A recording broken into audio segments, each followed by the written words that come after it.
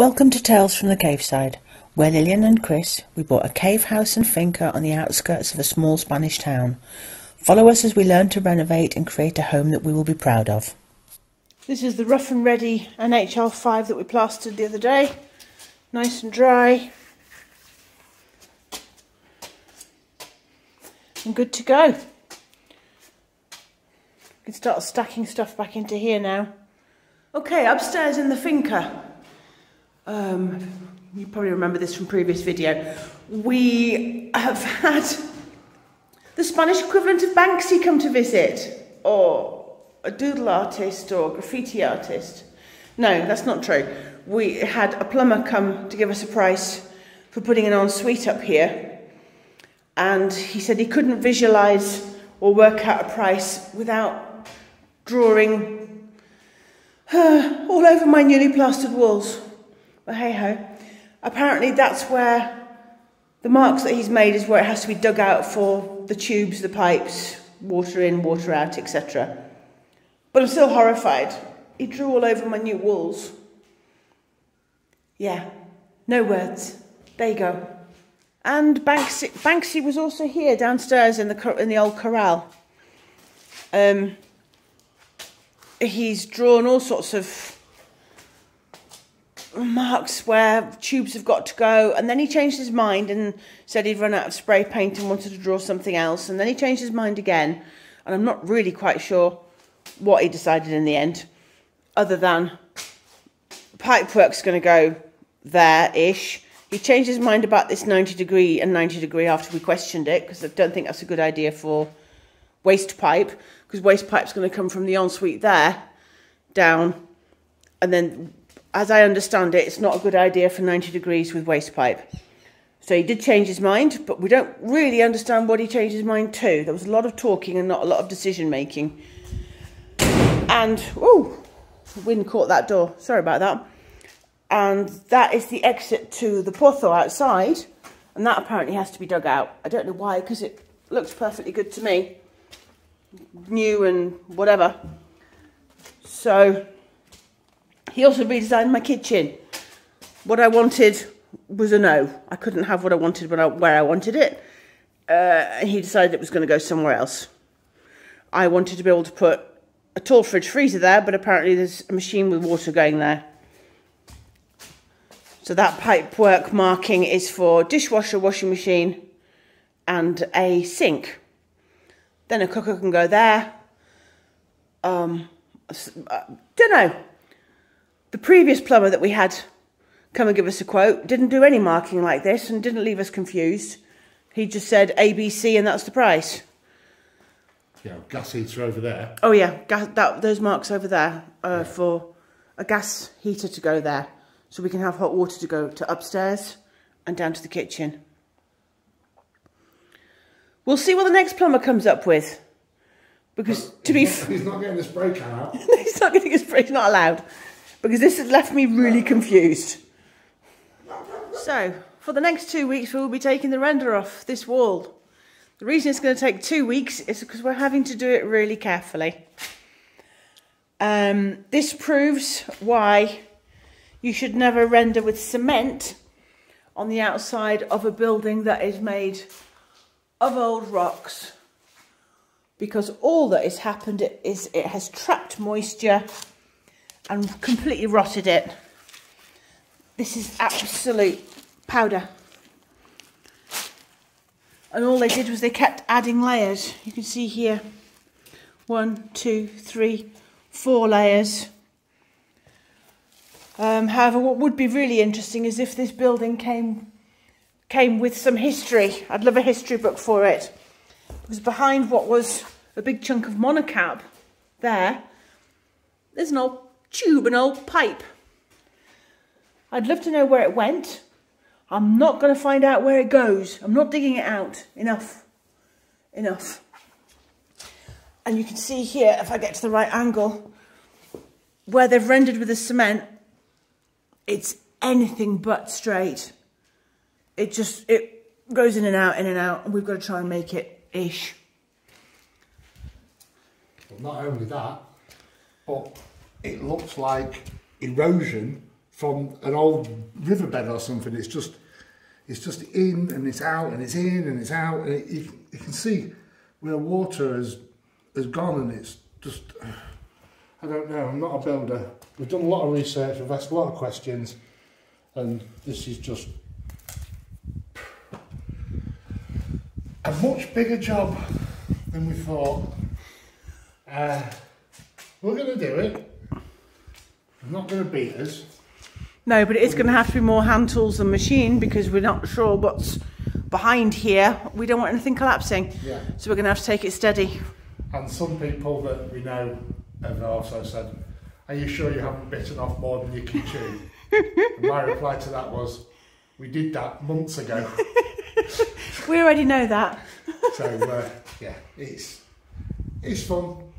And currently we don't have any work because of the lockdowns and everything and COVID. So we've got lots of time. We're not in any hurry. We've got somewhere to live. This is work.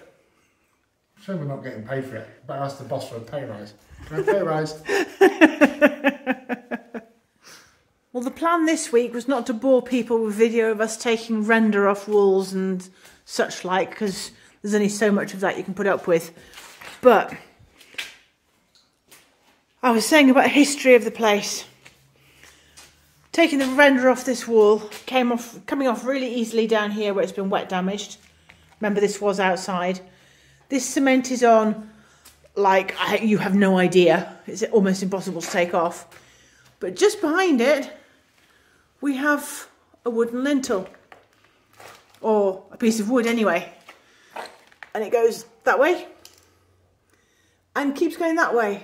And we're not really quite sure what to do about it.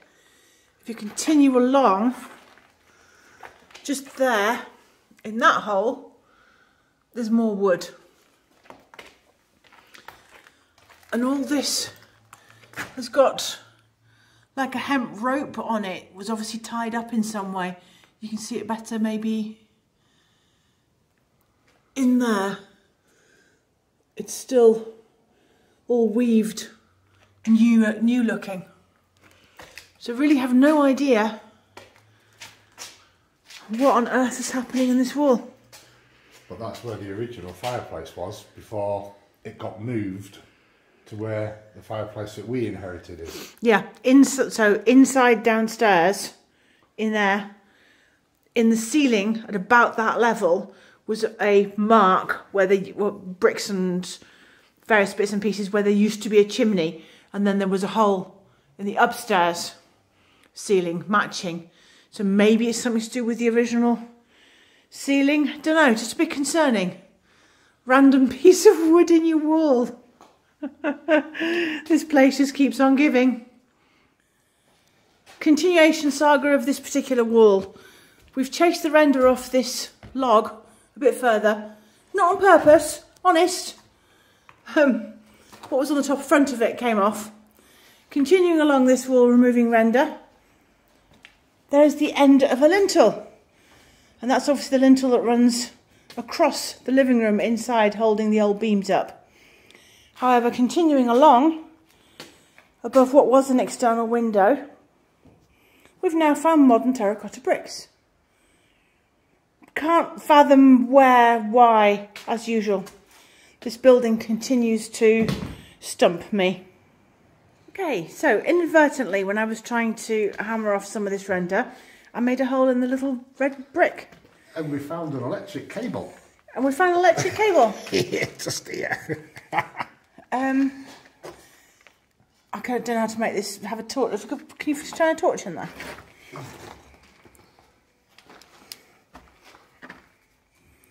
It's plastered. It's plastered in there, and there's electricity, like there was a light. Yeah, and it's taped together, electricity as well. Oh, you and your taped together electricity. Not me. I didn't do it. So we're going to take these bricks out and see what we've got. It's a little. I bet it was a little bit. I bet it was for a religious thing. Like, you know, like the, oh yeah, you see Jesus or Virgin Mary in a little alcove. Maybe it was originally for that. It's actually quite interesting. And actually, if it's really good at the bottom as well, and it is a little thing, we've got to keep it. Not touch it, not plaster it or anything, just remove this grotty wire. But just keep it and leave it as absolutely... original. As we found it, but without the wire.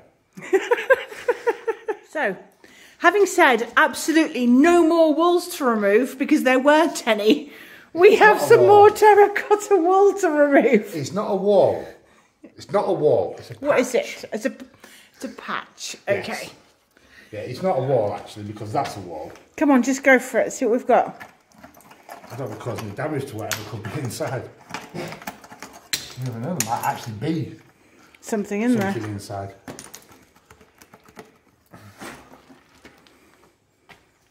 No, I don't think there is. But...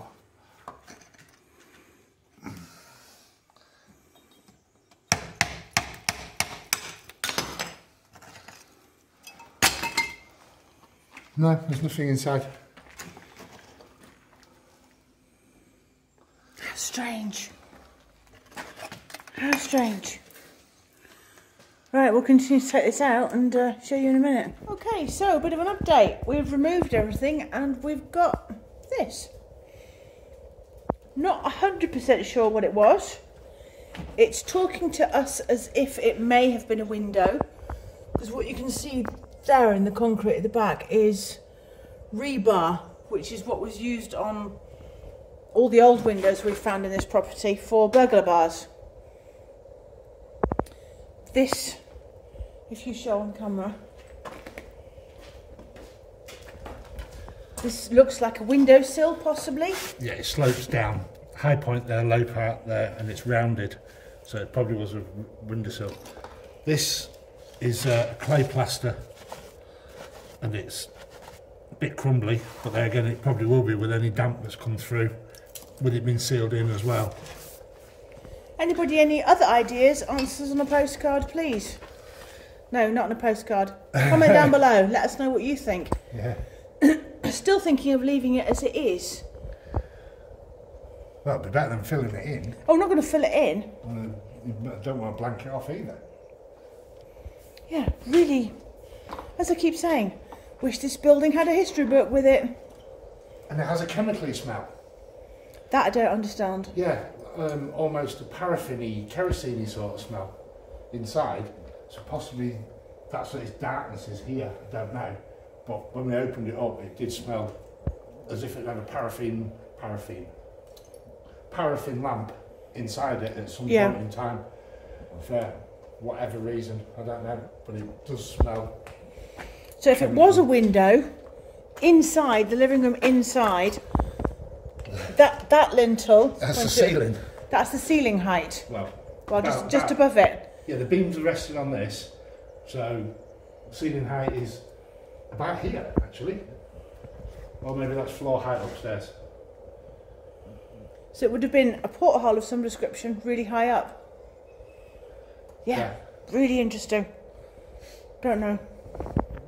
There is more cement to take off in the middle here, you can see, but we have got some huge holes that we want to make safe. So Chris is making, or has made, some lime mortar, and we are refilling. So we've just done a test refill here, replaced rocks, lime mortar. Once that is nice and safe, then the rest of this cement render can come off, because we have got some massive holes, if you remember from a previous video. That one doesn't show up very well on camera, but it's as deep as Chris's forearm, so a lot of work to do. However, what is amazing is, having removed the render here, the amount of damp that is coming out from underneath. It's all drying out really well. You can see the coloration difference, and that's not shadows. And for those of you interested as to what the building keeps giving, the building does keep giving and giving. That, again, difficult on camera, but I think, looks like it had a thing in it for wiping your shoes on. Looks like a Victorian boot scraper hole. And there is a hole that we are about to effect a repair on down there that goes in very deep, and it contained bones. Well, a bone. We didn't dig any further. Don't know what sort of bone. Not human, I hope. So, continuing the rebuilding of various holes. Chris had to do it up there because there's no way I could reach to even help him very much. He's done an awesome job. That was the depth of his forearm, and that's now pretty much up to the level of the rest of the rock work here. That one up there looked small, but then ended up having some loose rocks and a mouse's nest behind it. That one wasn't too bad. Then we had two down here, one there, that we found the bone in, and it just kept going and going and going into pretty much the width of the wall. So lots of rock had to come out and go back in. But that one, what you see here now as a triangle, was a tiny little hole. But we saw that it was constructed with yeso. You can still see some more yeso left here. But this hole just got bigger and bigger and bigger as we tried to go back to solid. So we've rebuilt, and then the next bit of yeso will come out and we will continue to rebuild. But I don't want to do it all in one, because at the end of the day, this is the corner of the building.